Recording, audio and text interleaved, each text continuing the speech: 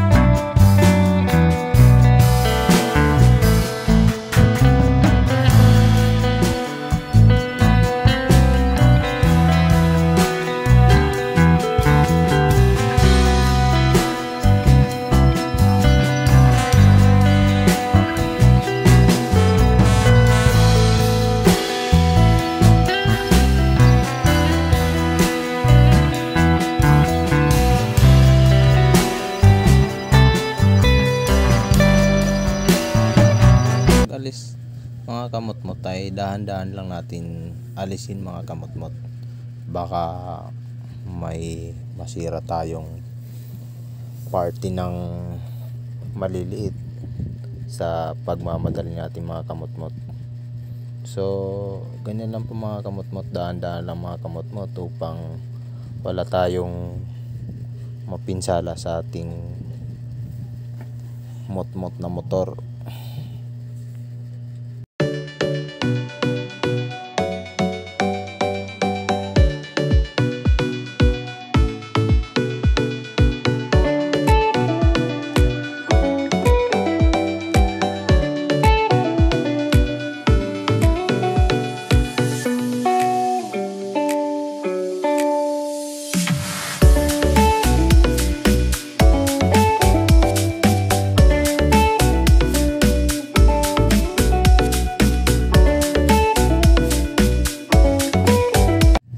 So mga kamot-mot, kita nyo naman kamot-mot kung gaano kaitim yung ating oil cleaner mga kamot-mot.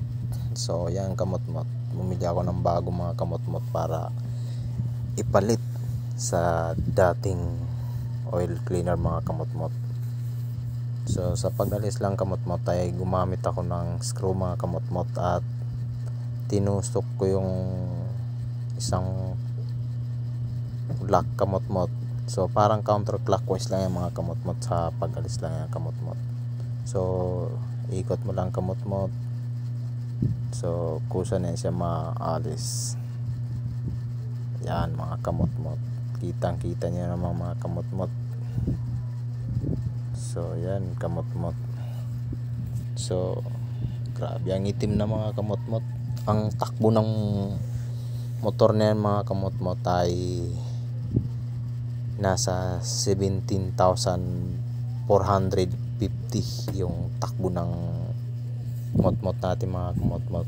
So first time niya pa yan palitan ng oil cleaner mga kamot-mot. Ganyan na karumi kamot-mot. So wow. So ayan kamot-mot, papalitan na natin ng bagong oil cleaner mga kamot-mot.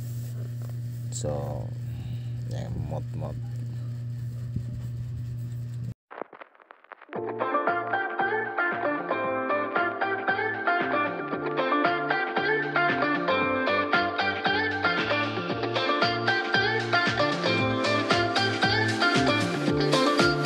Bensound.com.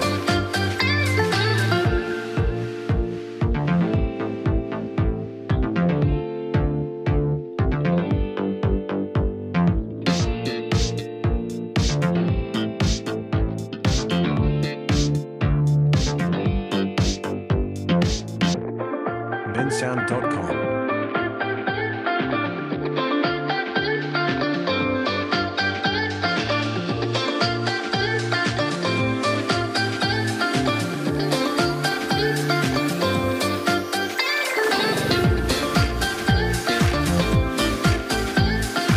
Bensound.com.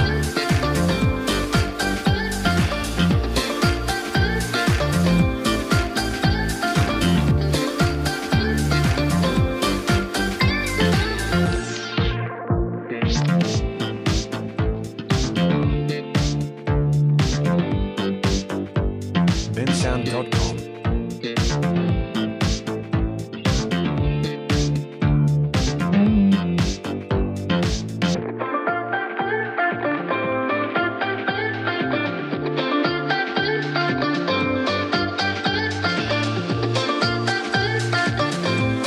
Bensound.com.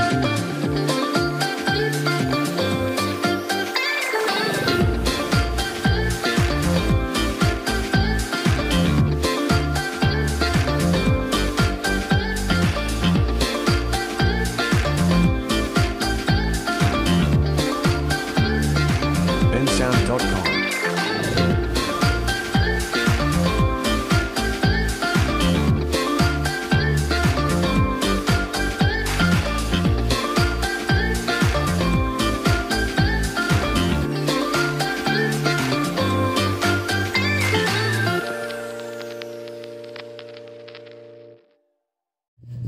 So ayan mga kamot-mot, matapos natin ilagay yung bagong cleaner mga kamot-mot ay dahan-dahan din natin ibalik sa dati niyang kalagyan mga kamot-mot. So babalik lang natin sa dati natin pag-alis. So maganda na yung takbo niya mga kamot-mot dahil panibagong oil cleaner na siya kamot-mot.